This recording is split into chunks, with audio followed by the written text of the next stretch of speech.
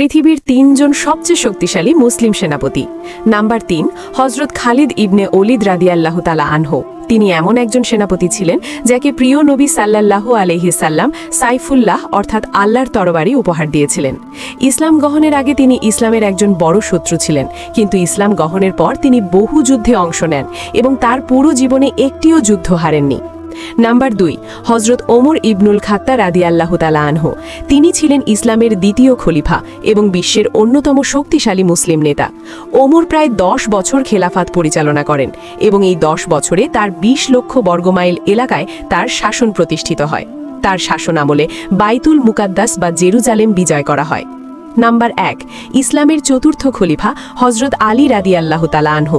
তিনি এতটাই সাহসী ছিলেন যে এক হাত দিয়ে খায়বারের দরজা উপড়ে ফেলেছিলেন।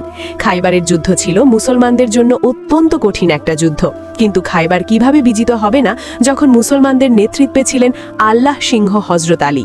মাত্র ১৬০০ সৈন্য নিয়ে তিনি খায়বারের ১৪,০০০ সৈন্যকে পরাজিত করেছিলেন।